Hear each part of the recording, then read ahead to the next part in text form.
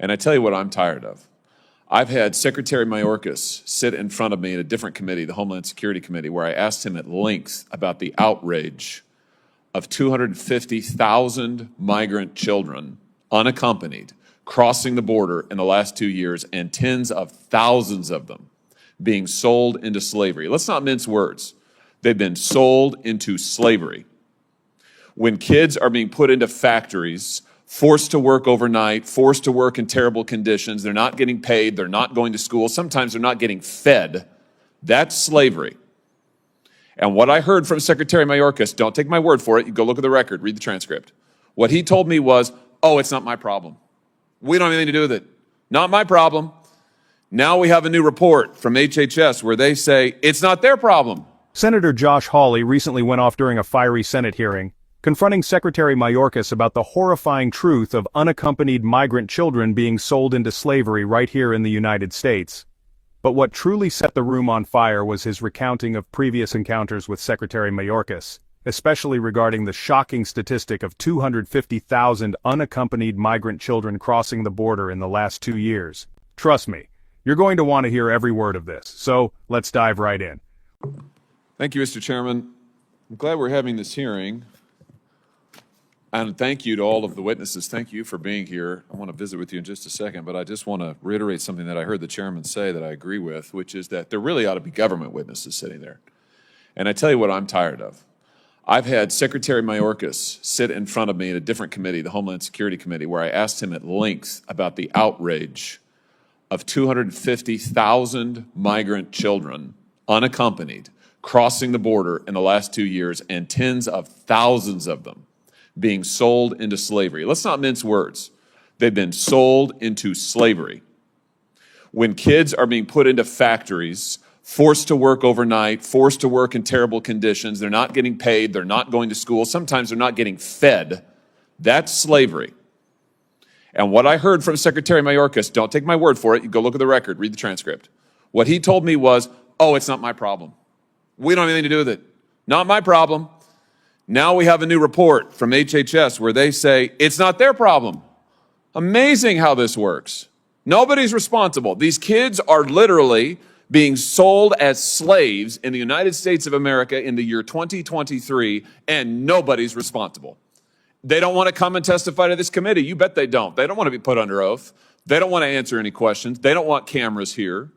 They don't want to take any responsibility. Well, I tell you, it's somebody's fault. It's not the kids' fault. Thank God for the New York Times, phrase I never thought would come out of my mouth. But really, I mean, thank the Lord that the New York Times did these series of reports, because otherwise we'd still be fed the lies from this administration that everything is fine and dandy. We know just where the kids are. It's all great. They're all fine. No, it's not. Is it fine that people like Carolina Yuck, who's 15 years old, I apologize to her if I mispronounced her name, she's one of the folks, one of the young women that the New York Times caught up with.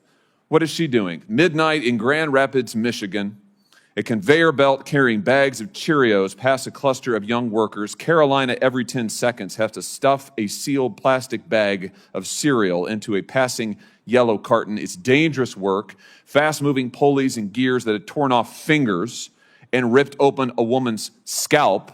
The factory was full of underage workers like Carolina who'd crossed the southern border by themselves, vulnerable, now spending late nights bent over hazardous machinery in violation of child labor laws. Carolina says, sometimes I get tired and feel sick. Her stomach often hurt. She was unsure if that was because of the lack of sleep, the stress from the incessant roar of the machines, or the worries she had for herself and her family in Guatemala. This is totally, utterly, completely unacceptable. And I am sick unto death of this administration coming before this Congress and saying, it's not our fault, we have nothing to do with it, we don't know where they are, the kids are fine, somebody will do it, somebody will get around to it. Ridiculous. Let's look at some of the things that we've learned about what's going on over at HHS that Secretary Becerra is doing. Here's some quotes from employees at HHS. At least 5 Health and Human Services staff members said that they were pushed out after raising concerns about child safety. This is all from the New York Times, by the way. Mr. Becerra told the Office of Refugee Resettlement Director that if she could not increase the number of discharges of children, he'd find somebody who would. Next, 20% of kids have to be released every week or you get dinged. It's a conveyor belt of children being forced through the system. And what's the priority of HHS? Just get them out as fast as we can. They go to factories. They go to slave labor. No. I've written to the FBI and asked the FBI, where are the 80,000 plus children this administration's lost? They don't know. I've said it's your responsibility to go get them. It's a direct violation of child labor laws. They're not doing anything. Nobody's doing anything. It's outrageous. It's absolutely outrageous. What's infuriating is the lack of accountability. According to Hawley, Secretary Mayorkas and the HHS seem to be passing the buck, with nobody stepping up to take responsibility. Hawley mentioned that even after writing to the FBI about the 80,000 children that this administration has seemingly lost track of, there's been little to no action. Senator Hawley emphasized the need for more hearings and insisted that administration witnesses must be brought in to testify. This isn't just about pointing fingers, it's about finding solutions and protecting these vulnerable children.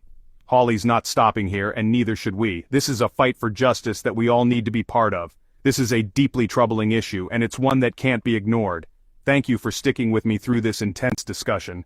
If you found this video helpful or informative, please give it a thumbs up, share it with others, and don't forget to subscribe for more updates on this and other important topics. Together, let's keep the fight for justice alive. Until next time, take care and stay informed.